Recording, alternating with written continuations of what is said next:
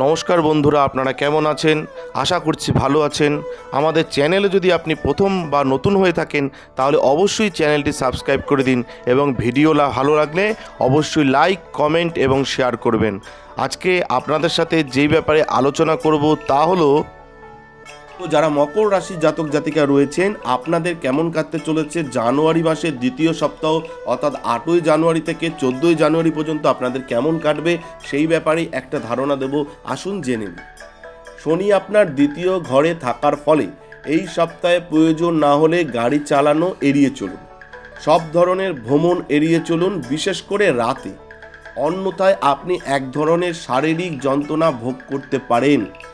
আপনার রাশির জাতক জাতিকাদের এই সপ্তাহে অর্থ সংক্রান্ত কোনো ঝুঁকি নেওয়া থেকে বিরত থাকতে হবে, কারণ এই সময়ের মধ্যে আপনার হঠাৎ অনেক জায়গা থেকে টাকা পাওয়ার সম্ভাবনা রয়েছে। এটা কিন্তু মাথায় রাখবেন যারা মকর রাশির জাতক জাতিকা রয়েছেন। তবে এই সময়ে অর্থ ব্যবহার করার আগে আপনাকে প্রতিটি পরিস্থিতির জন্য নিজেকে প্রস্তুত করতে হবে। এই সপ্তাহে আপনি আপনার পুরনো বন্ধু, সঙ্গী বা প্রেমিককে অন্য কারো সাথে দেখে কিছুটা খারাপ বোধ করতে পারেন। এই কারণে আপনি একা থাকতে পছন্দ করবেন এবং পরিবারের সাথে সময় কাটাতে এড়িয়ে যাবেন। এই সপ্তাহে আপনি আপনার কর্মজীবনে এগিয়ে যাওয়ার জন্য আপনার গুরু এবং গুরুজনদের পৃষ্ঠপোষকতা পাবেন না, বরং তাদের সাথে আপনার মতবিরোধ হওয়ার সম্ভাবনা রয়েছে।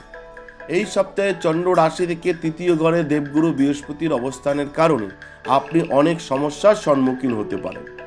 যারা সবেমাত্র তাদের উচ্চশিক্ষা শেষ করেছেন এবং চাকরি খুঁজছেন তারা একটি ভালো কোম্পানি থেকে একটি ইন্টারভিউয়ের জন্য কল পেতে পারেন। এমন পরিস্থিতিতে সেখানে যাওয়ার সময় প্রতিটি প্রশ্নের জন্য নিজেকে আগে থেকে প্রস্তুত করুন, অন্যথায় আপনি এই সুযোগটিও হারাতে পারেন।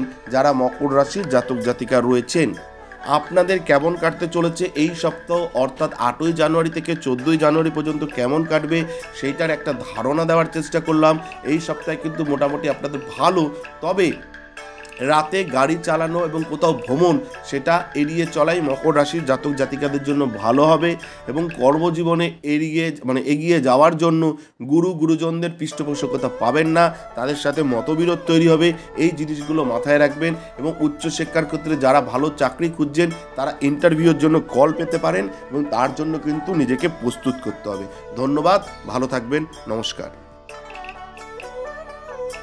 আমাদের ভিডিও আপনাদের কেমন লাগছে? আশা করছি ভালো লাগছে। তাহলে অবশ্যই লাইক করুন, কমেন্ট করুন এবং শেয়ার করুন এবং চ্যানেলটি অবশ্যই সাবস্ক্রাইব করে দিন। ভালো থাকবেন, সুস্থ থাকবেন, ধন্যবাদ। এবং সকলে অবশ্যই কমেন্টে লিখবেন জয় শিব শম্ভু, হর হর মহাদেব, ওম নমঃ শিবায়।